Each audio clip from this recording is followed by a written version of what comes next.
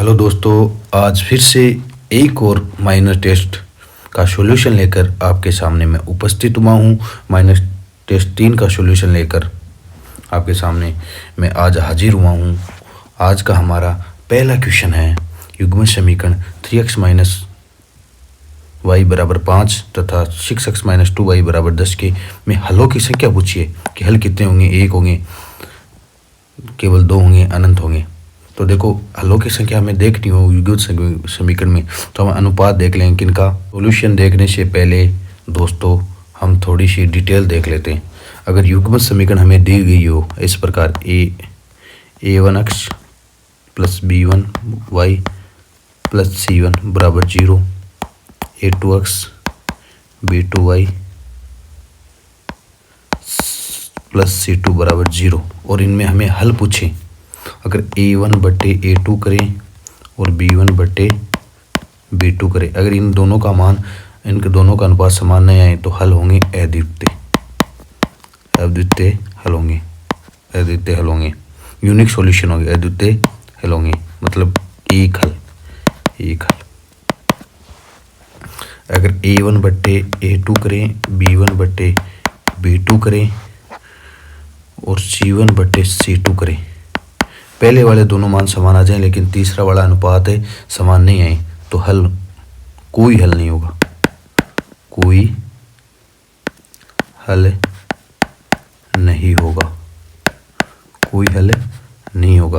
रेखाएं क्या हो जाएंगी? दोनों रेखाएं क्या हो जाएंगी? ये देखो, दोनों रेखाओं के समीकरण है। किनके समीकरण है? ये रेखाओं के समीकरण है। तो कोई हल, तो रेखाएं क्या हो जाएंगी? रेखाएं हो जाएंगी समांतर। और यहाँ क्या आ जाएंगी? एक बिंदु पर प्रतिच्छेद करेंगी। एक बिंदु पर प्रतिच्छेद करेंगे, एक बिंदु पर काटेंगे। यहाँ से रेखाएं एक बिंदु पर प्रतिच्छेद करेंगे। अगर यहाँ कोई हल नहीं होगा तो दोनों रेखाएं क्या हो जाएंगी? दोनों रेखाएं समांतर हो जाएंगी। अगर a1 बट्टे a2 करूँ, b1 बट्टे b2 करूँ और c1 बट्टे c2 करूँ, तीनों अनुपात समान आ जाएं तो रेखाएं क्या हो जाएंगी? रेखाएं हो जाएंगी संपाती हो जाएंगी। और संपाती आ जाएंगी तो हल कितने होंगे? अनंत हल। अगर हलों की संख्या आ रही है, अगर हमें करने पर हलों की संख्या आ रही है तो उन हलों को बोलते हैं संगत हल। तो ये भी कौन सा हल हो गया? संगत हल। क्या ये संगत? यहाँ हलों की कोई संख्या आ रही है? कोई संख्या नहीं आ रही तो ये हो गया असंगत हल। कौन सा हल हो गया? असंगत हल। ये हो गया असंगत हल। यहाँ हलों की संख्या आ रही है तो ये कौन सा हल है? संगत हल। संगत। यहाँ रेखा संपाती होने का मतलब यह है, एक रेखा ये है तो दूसरी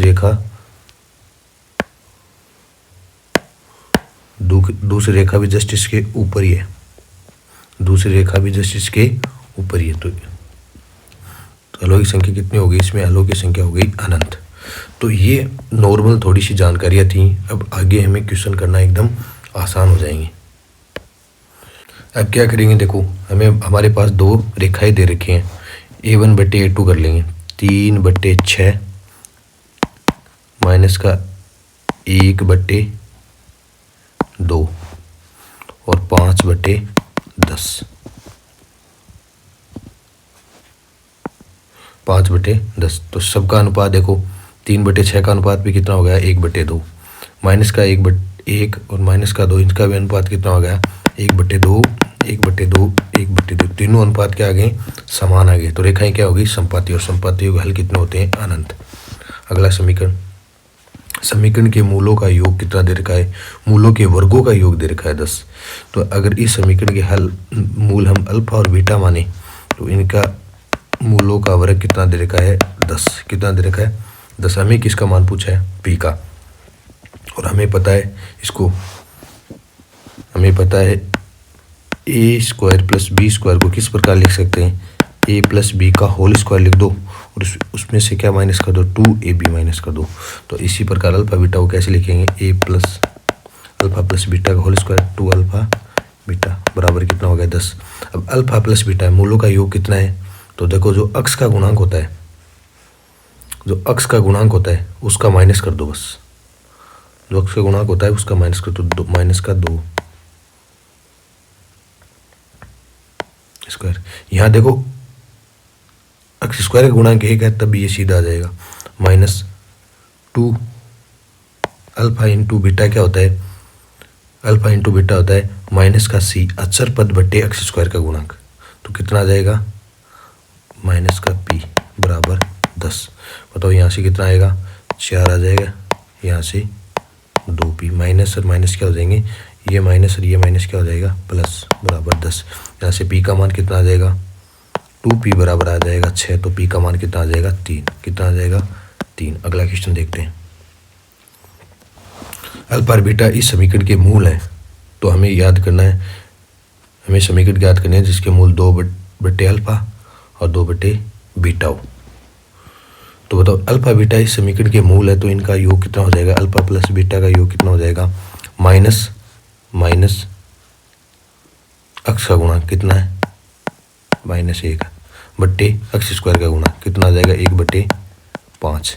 अल्फा इंटू बीटा कितना हो जाएगा, alpha into beta minus alpha into beta होगा अचर पद कितना है -2 बट्टे एक्स स्क्वायर का गुणा कितना बात, अल्फा इंटू बीटा कितना आ जाएगा -2/5। अब देखो जो हम समीकरण हमें ज्ञात करनी उसके मूल ये हैं। एक बार हम मूलों का गुणनफल करके देख लें, ये दोनों मूल इनका गुणनफल करेंगे, इनका गुणा करेंगे तो कितना आएगा 4 बट्टे अल्फा इंटू बीटा और अल्फा इंटू बीटा का मान कितना है -2/5 तो कितना आएगा -2/5, तो मान कितना आ जाएगा 4 गुणा 5/2 ऊपर जाएगा और माइनस कितना आ जाएगा -10। इसका मतलब जो समीकरण होगी उसके मूलों का गुणनफल कितना होगा -10। क्या यहाँ -10 है, क्या -10 है, नहीं, तो ये दोनों ऑप्शन हो गए कैंसिल। तो ऑप्शन होंगे इन 2 में से होंगे, ऑप्शन होंगे 2 और 4 में से होंगे। अब देखो हमें पता है मूलों का इनके दोनों का मूलों का योग कर लेते हैं, 2 बटे अल्फा 2 बटे बीटा कितना आ जाएगा 2 अष्टक अल्फा प्लस बीटा बटे alpha into beta. Alpha plus beta का मान कितना है, अल्फा प्लस बीटा का मान है 2 गुणा अल्फा प्लस बीटा का मान 1/5 और अल्फा इंटू बीटा का मान -2/5। तो 1/5 से 5 ये कैंसिल हो गए, 2 से 2 कैंसिल, कितना आया -1। तो अक्स का गुणांक देखेंगे कितना बने, उनका योग कितना बनना चाहिए -1। तो वहाँ देखो ऐसा -1 देखेंगे, गुणनफल -1 बन रहा है और हमें पता है एक्स स्क्वायर माइनस मूलों का योग और मूलों का गुणनफल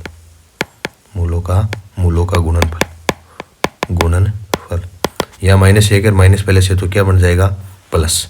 तो कौन सा उत्तर हो जाएगा, देखो ये -1 आ रहा है, कटने में कितना आ रहा है -1 आ रहा है, तो पहले से माइनस होता है, सूत्र में पहले से माइनस में होता है, तो कौन सा उत्तर हो जाएगा उत्तर नंबर 4। तो ऐसे हम ऑप्शनों से भी इनकी जांच कर सकते हैं। ये बताने में इतना टाइम लगा, अगर हम सीधा देखें प्रैक्टिस हो तो हम सीधा देख सकते हैं, तो इसका उत्तर 4 हो जाएगा। अगला एक मूल 6 तो के का मान कहते हैं, देखते हैं क्या देर का समीकरण का एक मूल 6 तो के का मान क्या होगा। एक मूल 6 है तो के का मान क्या होगा, हमें पता है ये समीकरण का मूल है, तो समीकरण को क्या कर देगा संतुष्ट कर देगा। इसका मतलब चर की जगह 6 रखने पर ये समीकरण को क्या करेगा संतुष्ट करने का मतलब बराबर में 0 कर देगा। तो देखो यहाँ रखेंगे 6 का स्क्वायर 36 माइनस 6 को 4 गुणा 6 प्लस के बराबर 0। तो यहाँ से कितना आ गया 12 प्लस के बराबर 0, तो के का मान कितना आ जाएगा -12। अगला एक सिक्का 2 बार उछाला जाता है, कम से कम एक पट आने की क्या प्रायिकता होगी। तो एक सिक्का हम 2 बार उछालें तो क्या क्या स्थितियाँ हो सकती हैं, HH TH TT, टोटल कितनी स्थितियाँ होते हैं, कितने सैंपल स्पेस होते हैं 4, टोटल कितने होते हैं 4। अब हमें कौन से पूछें कम से कम एक पट, तो कम से कम एक का मतलब एक आए, कम से कम एक आए, 2 आए तब भी कोई समस्या नहीं है। तो देखो यहाँ 1 पट है, यहाँ 1 पट है, यहाँ 2 पट है, यहाँ कितने पट हैं? तो कम से कम एक 2 में है और एक से ज़्यादा एक में। तो टोटल कितनी स्थितियाँ हैं? 3 स्थितियाँ। तो इसका उत्तर क्या आ जाएगा? 3/4। कितना आ जाएगा? 3/4। प्रायिकता 3/4। प्रायिकता में क्या होता है? अनुकूल स्थितियाँ बटे कुल स्थितियाँ, कुल सैंपल स्पेस। तो देखो अल्फा बीटा इस समीकरण के क्या है? मूल है। हमें मूलों का वर्ग पूछा है और अभी हमें देखा मूलों का वर्ग निकालना है। तो इसको ऐसे लिख लेंगे, वही -2 अल्फा बीटा, इसको माइनस कर दें, क्योंकि अभी देखा a² + b² बराबर होता है a + b का होल स्क्वायर माइनस का 2ab। अल्फा प्लस बीटा का मान क्या होगा? माइनस अक्ष का गुणांक बट्टे x² का गुणांक। x² का गुणांक तो 1 है, तो अक्ष का माइनस अक्ष का गुणांक, तो अक्ष का गुणांक कितना? -6 और माइनस पहले से कितना? 6 आ जाएगा। 6 का स्क्वायर माइनस का 2 अल्फा इंटू बीटा अचर पद बट्टे x² का गुणांक। अच्छा 6 36 और माइनस का 12 कितना हो जाएंगे? 24। वह द्विघात समीकरण ज्ञात कीजिए जिनके मूल 4 व 5 है। 4 व 5 है। तो हमें पता है मूल दे रखे हैं, तो समीकरण कैसे ज्ञात करेंगे? x² माइनस मूलों का योग इंटू अक्ष प्लस मूलों का गुणनफल बराबर 0। मूलों का योग 5 और 4 का योग 9 और माइनस तो ये पहले से होता है, माइनस पहले से होता है। 4 और 5 का योग 9, तो प्लस वाले तो वैसे ही कैंसिल हो गए, तो माइनस वाले ये 2 ऑप्शन है। 5 और 4 को गुणा करेंगे 20, तो 20 + का 20, तो उत्तर नंबर क्या हो जाएगा? उत्तर नंबर 3। अगर ये सूत्र हमें पहले से ध्यान हो तो हम सीधा ऑप्शन में टिक कर सकते हैं। अगला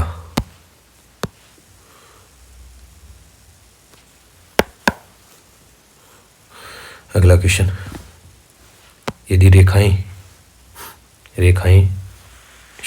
संगामी हो तो के का मान क्या था? संगामी का मतलब है रेखाएं एक ही बिंदु से गुजरे। तीनों रेखाएं एक ही बिंदु से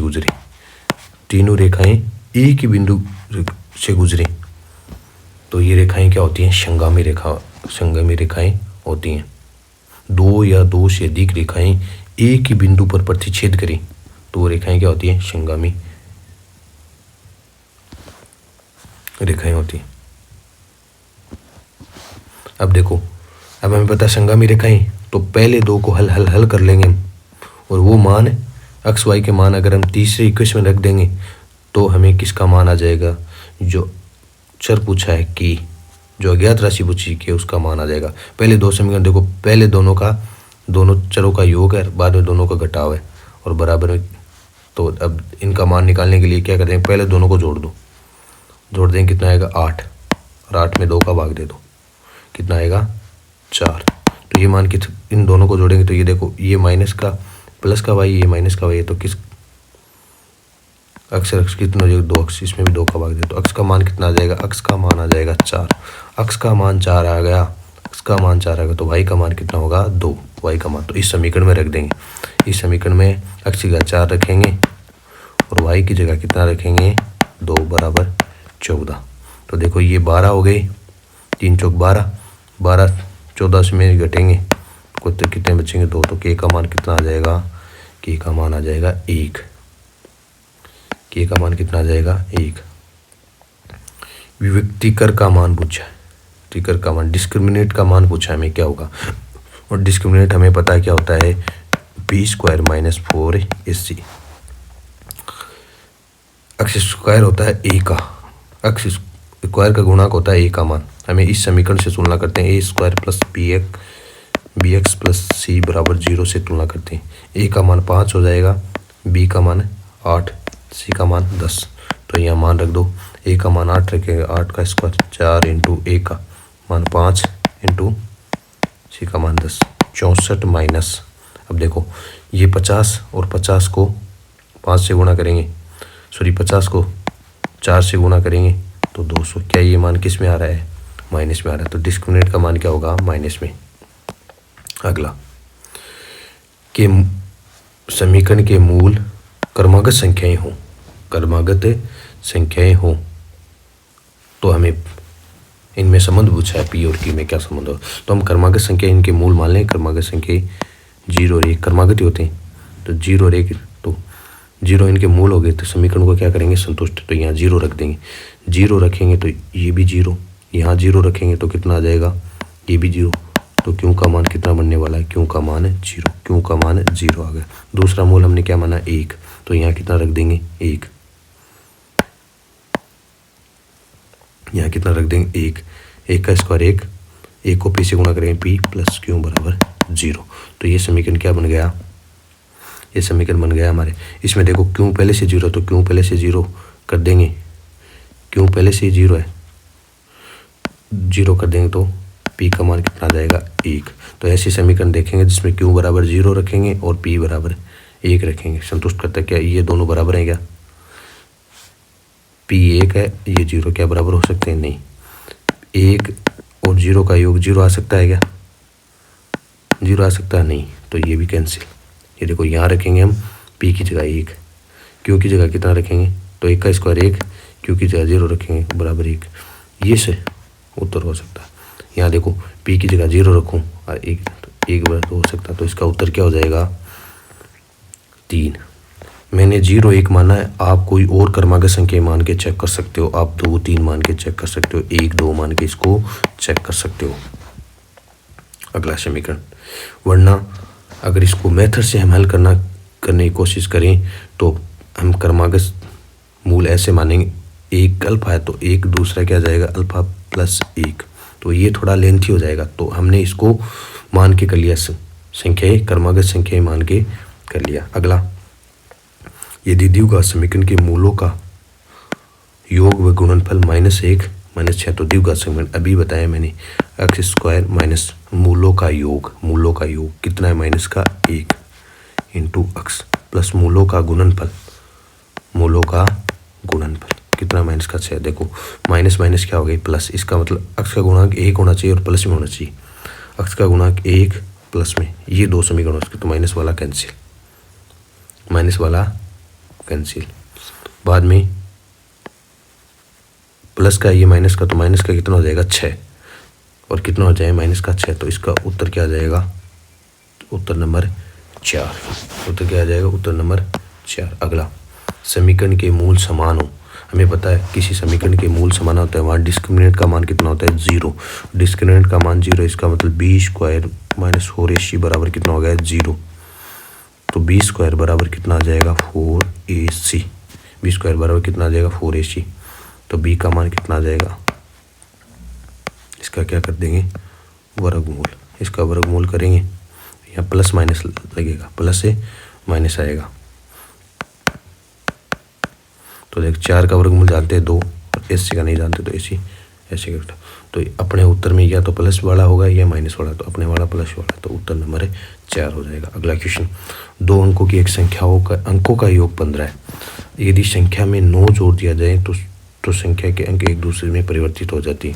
अंकों का योग कितना है 15, पहले ये देख लें 15, तो सब में अंकों का योग 15, तो आगे वाली बात देखते हैं, अगर संख्या में 9 जोड़ दें तो अंक परिवर्तित होते हैं, क्या यहाँ 9 जोड़ने पर अंक परिवर्तित हो रहे हैं क्या, नहीं, यहाँ नहीं हो रही।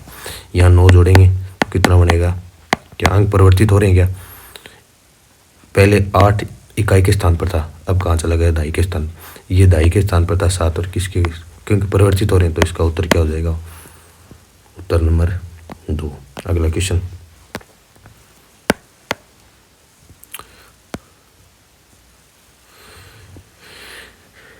ये हमारे पास 2 युग्मित समीकरण दे रखे हैं, इनमें हमें पूछा है कि हल अद्वितीय होगा अनंत होगा, कोई हल नहीं होगा, मात्र 2 हल होंगे, मात्र 2 हल है, तो मात्र 2 वाला तो कहीं ऑप्शन ही नहीं था अपना, ये तो देखते ही कैंसिल हो गया। ये 3 स्थितियाँ हो सकती हैं, तो देखो 6 x का गुणांक, पहले वाली समीकरण 6, दूसरी वाली समीकरण x का गुणांक कितना है, दोनों का अनुपात निकालें, इसमें y का गुणांक कितना -9, दूसरी समीकरण y का गुणांक कितना 6, अचर पद कितना है 12, देखो बराबर में है अचर पद, क्या है बराबर में, यहाँ बराबर में नहीं है, तो 8 को दूसरे पक्ष में लेके जाएंगे, किसका हो जाएगा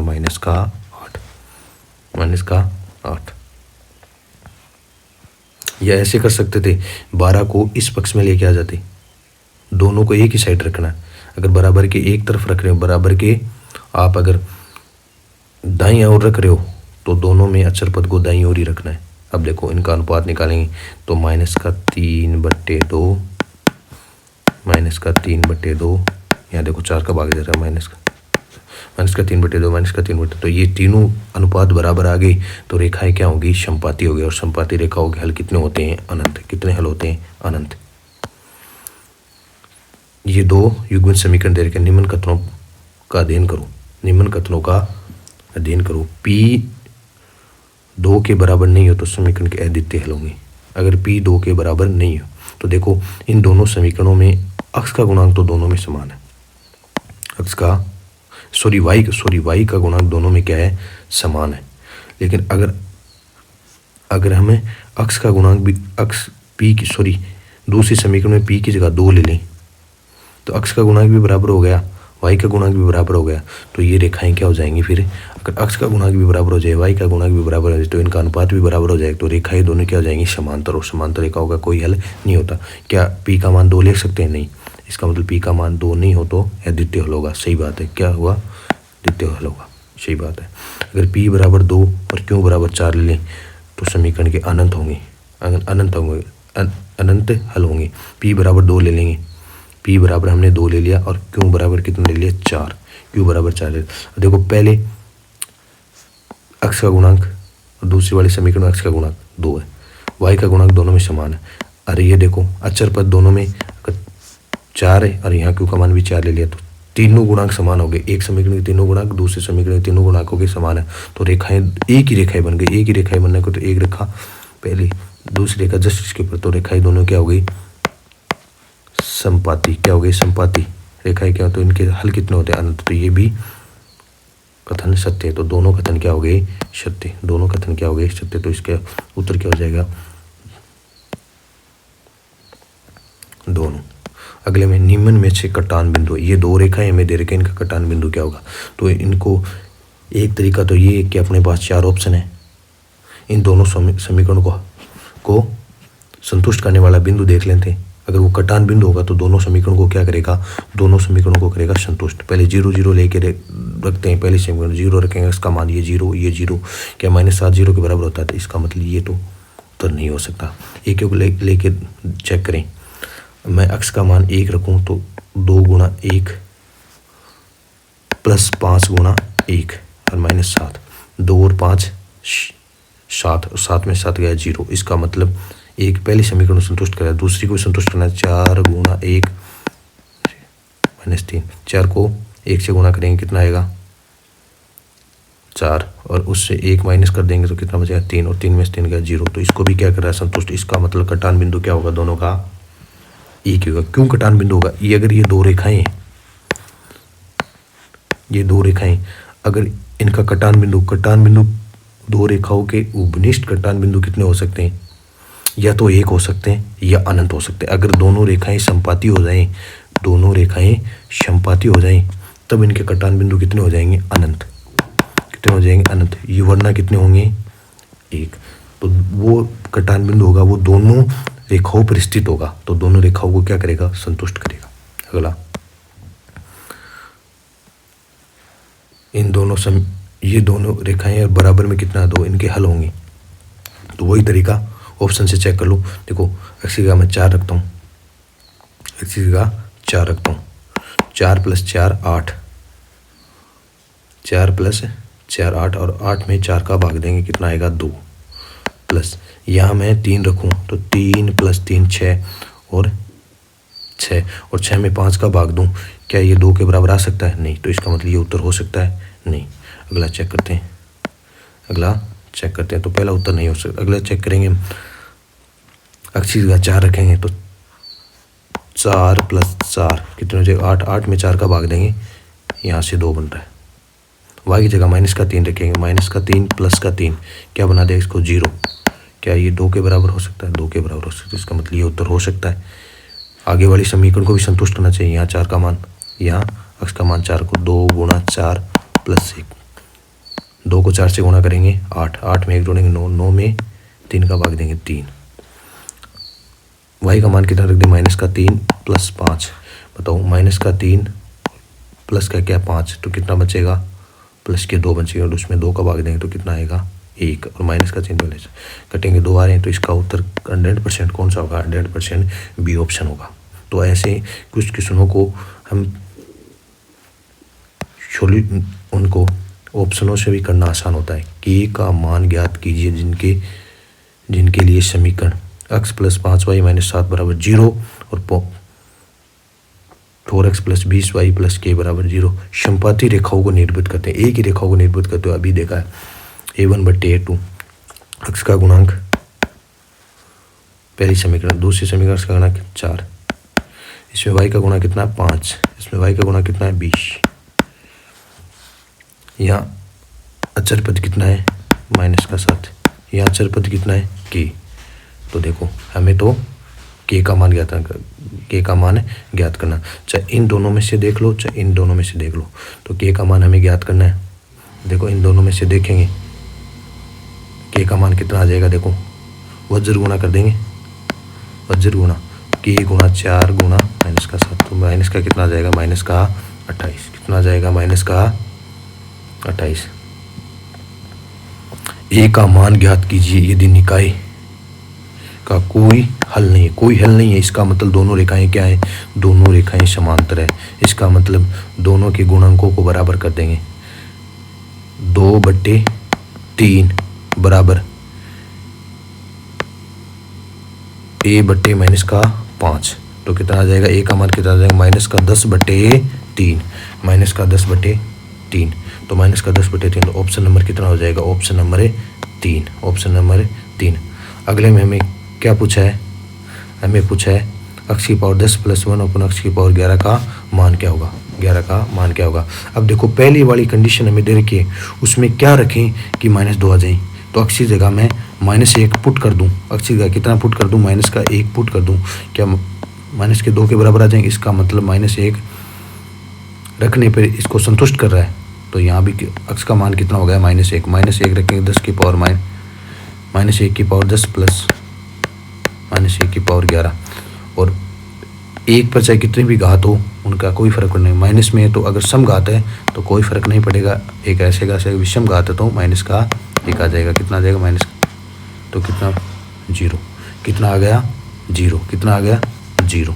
अगले के किस मान के लिए, के किस मान के लिए पंचकन के अनंत अल होने का मतलब रेखाएं क्या हो गई, संपाती, तो के अक्ष का गुणांक इसमें अक्ष का गुणांक कितना 12, यहाँ अक्ष का गुणांक कितना है 3, यहाँ अक्ष का गुणांक कितना है के, यहाँ अचर पद कितना है माइनस का के, यहाँ माइनस का 2k, देखो के से के कैंसिल, माइनस से माइनस कैंसिल, कितना आ गया 1/2।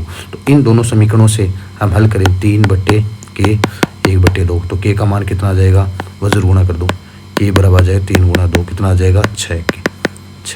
इन दोनों समीकरणों से k का मान हम हल करें, तो k² बराबर 12 को 3 से गुणा करें 36, k का मान क्या आ जाएगा, प्लस माइनस कितना आ जाएगा 6 आ जाएगा, प्लस माइनस से और 6 आ जाएगा। अब देखो प्लस माइनस कितना आ जाएगा 6, अब मैं k की जगह एक तो 6 दोनों में आ गया, मतलब उत्तर एक तो 6 कन्फर्म हो गया।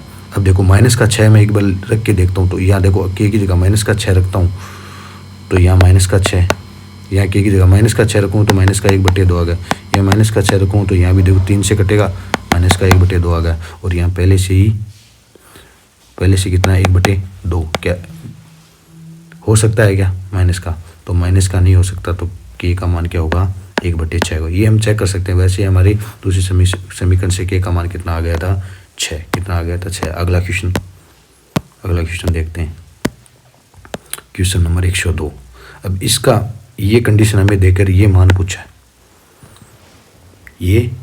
पूछा हमसे, तो हम ऐसे क्वेश्चनों को हल करने के लिए हम x y z के मान लेंगे, तो x y z के मान लेंगे। अगर x का मान उनका योग 0 आना चाहिए, योग 2 माने, तो y और z के मान कितने होंगे -1 और वह -1, तो x की जगह 2 रख देंगे, y की जगह -1, z की जगह -1 रख दो, 2 का स्क्वायर नीचे, देखो इन दोनों का गुणा कितना आ गया 1 प्लस -1 का स्क्वायर नीचे इन दोनों का गुणा, जेड व एक्स का गुणा, जेड व एक्स कितना आ जाएगा -2। इसी पर -1 का स्क्वायर, एक्स और वाई का गुणा, एक्स और ये भी कितना आ गया -2। तो ये हो गया 4, ये यहाँ से कितना आ गया -1/2, -1/2 कितना बचेगा -1/2 और -1/2 कितना आ गया 1, 4 में से 1 गया 3, कितना उत्तर आ जाएगा 3। अगला क्वेश्चन, किसी ने p+1/p का मान पूछा है। देखो इस समीकरण को ऐसे तो हम हल नहीं कर सकते। एक तो तरीका इनको वज्र गुणा करके हल करो, दूसरा तरीका इस समीकरण को हम उलट दें, इसका व्युत्क्रम कर दें, तो ऊपर क्या आ जाएगा p² -2p + 1/2p बराबर कितना आ जाएगा 2, कितना आ जाएगा 2। अब देखो ये 2 हमारे क्या है भाग में, इसको यहाँ भेज देंगे तो कितना आ जाएगा, देखो p² 2p + 1 बराबर 4, बट्टे में कितना p का अगर हम सारे पदों में भाग देंगे तो यहाँ से p बच जाएगा, और यहाँ भाग देंगे तो 1/p आ जाएगा, और यहाँ कितना आ जाएगा p का -2p में भाग देंगे तो कितना आएगा 2 बराबर 6। p + 1/p का हमें मान कहता है 2, इधर भेज देंगे तो कितना आ जाएगा 6। तो इसका उत्तर कितना बनने वाला है, इसका उत्तर बनने वाला है 6। कितना बनने वाला है 6। अगले क्वेश्चन में हमें क्या पूछा है, ये समीकरण देके हमें कि x की पावर 5 + 1/x की पावर 5 का मान पूछा है। देखो इस समीकरण में पूरे में मैं x का भाग दे दो तो यहाँ पहले पद से आ जाएगा x, अंतिम पद से क्या आ जाएगा 1/x -3 बराबर 0। तो x + 1/x का मान कितना आ गया 3। x की पावर 5 बनाने के लिए हमें 2 घात वाले और 3 घात वालों को क्या करना पड़ेगा, गुणा करना पड़ेगा। तो 2 घात का ज्ञात करने के लिए देखो x² + 1/x² करेंगे तो इसका स्क्वायर कर दो और इसमें 2 माइनस कर दो, कितना आ जाएगा 7। इसी प्रकार 3 घात वाला ज्ञात करने के लिए हमें 3 घात वाला हमें x³ + 1/x³ ज्ञात करने के लिए आसान तरीका ये, इसकी क्या कर दो, इसकी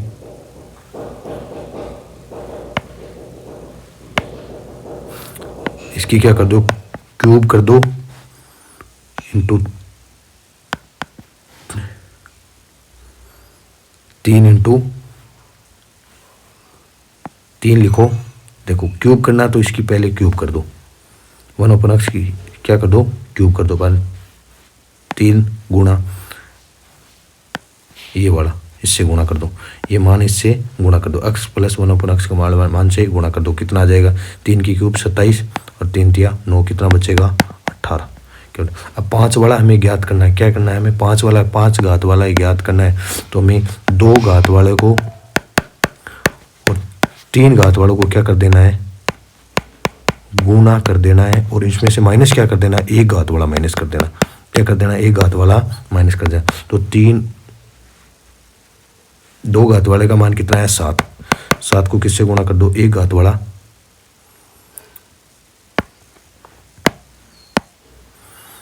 7 को किससे गुणा कर दो 3 घात वाले, कितना आ गए 18 आए थे, माइनस 1 घात वाला कितना है 1 घात वाला 3 माइनस कर दो, और 18 7 126, और 126 में से 3 माइनस करेंगे तो 123। इसका उत्तर क्या बनने वाला 123। अगर हमें 5 घात वाला पूछे तो हमें 2 घात वाला और 3 घात वाले को गुणा करके x + 1/x² और x³ + 1/x³ गुणा करके हमें 1 घात वाला घटाव करना है, 1 वाला घटाव करना है। और एक मैं छोटा सा चीज़ और सिखा देता हूँ आपको, एक छोटी सी चीज़ और सिखाता हूँ।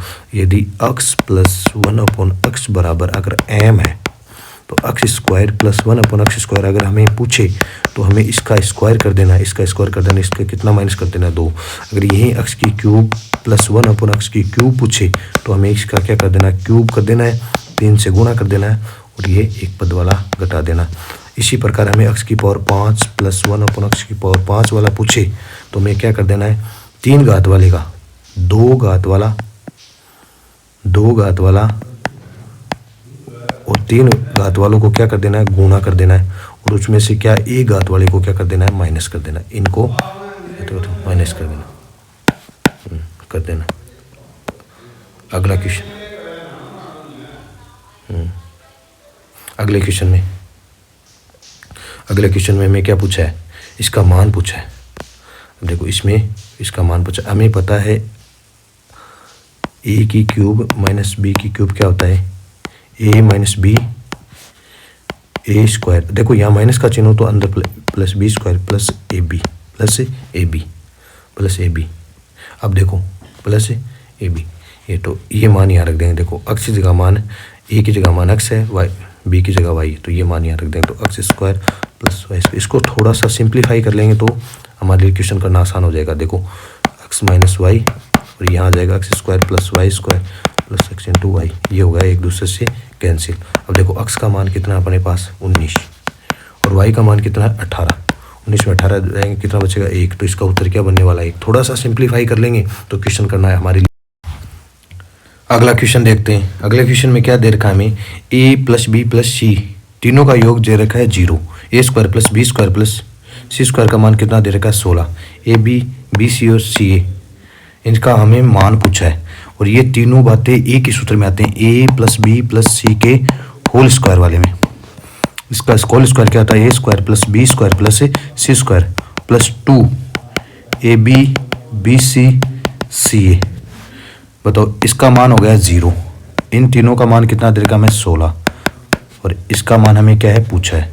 तो बताओ 16 दूसरे पक्ष में जाके किसके हो जाएंगे माइनस में 16 और 2 किस में गुणा में, तो कितना चला भाग, तो इसका उत्तर कितना आ जाएगा माइनस का 8, कितना आ जाएगा माइनस का 8। अगला क्वेश्चन, अगले क्वेश्चन में हमें p माइनस 2p 2q बराबर 4 दे रखा है, कितना दे रखा है 4 और इसका मान हमें मान पूछा है। तो देखो क्यूब कर रखा है इनका, तो हम दोनों पक्षों का क्या कर देंगे क्यूब, p माइनस 2 क्या कर देंगे क्यूब, तो 4 का भी क्या कर देंगे क्यूब। अब देखो इनका क्यूब करेंगे तो p की क्यूब प्लस, देखो हमें पता है a minus B, A plus B की क्यूब क्या होता है a की क्यूब प्लस b की cube plus 3ab a plus b। तो देखो p की क्यूब, अब इसकी क्यूब करेंगे तो 2 की क्यूब 8 आ जाएंगे और q की क्यूब प्लस 3 a का मान, a की जगह p है, b का मान माइनस का 2 q है, a प्लस तो a प्लस b का मान माइनस का 2q बराबर कितना आ गया 64। 4 की क्यूब कितना आ गया 64, कितना आ गया 64। अब देखो p की क्यूब 8 q की क्यूब प्लस, इनको गुणा कर दें, देखो ये प्लस का ये माइनस का, तो माइनस में कितना आ जाएगा, ये आ जाएगा 6pq और देखो p माइनस 2q का मान कितना 4, तो ये कितना 4 और बराबर में कितना है 64, बराबर में कितना है 64, तो ये कितना बन जाएगा 24 पी क्यों और 64 इस पक्ष में आके किसका हो जाएगा माइनस का, तो बराबर में कितना बचेगा 0, तो इसका उत्तर क्या बनने वाला है 0। अगले में देखो इन दोनों का क्या दे रखा है वर्ग दे रखा है, नीचे दोनों को क्या कर रखा है घटा दे रखा है। अगर इसको a माने इसको b, अगर इसको a माने इसको b माने तो a square minus B square, नीचे दोनों का क्या इन दोनों का, तो हमें a स्क्वायर माइनस बी का पता है, a स्क्वायर b, एक बार जोड़ दो और एक बार घटा दो, ये एक दूसरे कैंसिल, मतलब उत्तर बनने वाला इन दोनों का योग बनने वाला है। तो इन दोनों को हम योग करेंगे, तो कितना बनेगा 0.04। अगला क्वेश्चन, अगले क्वेश्चन में हमें क्या बताया गया है, देखो अगले क्वेश्चन में ये दे रखा है, देखो 2 का सेम का स्क्वायर दे रखा है, यहाँ भी स्क्वायर दे रखा है, दोनों को इन दोनों को क्या कर रखा है, इन दोनों को गुणा कर रखा है। तो अगर इसको a माने तो ये पूरा a स्क्वायर होगा, ये कितना हो गया b स्क्वायर हो गया और ये क्या होगा माइनस का ab, नीचे क्या है इन a की क्यूब प्लस b की क्यूब, a की क्यूब प्लस b की, हमें पता है a की क्यूब प्लस b की क्यूब का सूत्र क्या होता है a plus b a square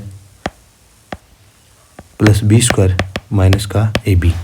तो देखो ऊपर तो आ गया, नीचे वाले को क्या लिख देंगे, यहाँ लिख देंगे a प्लस बी ए की क्यूब प्लस बी की क्यूब माइनस ए बी। तो देखो ये भाग, ये दोनों भाग एक दूसरे से क्या हो जाएंगे कैंसिल को, नीचे क्या बचेगा a प्लस बी और a का मान यहाँ कितना है 0.07, उसमें हम जोड़ देंगे 0.03 जोड़ेंगे तो कितना आएगा 0.10 आएगा।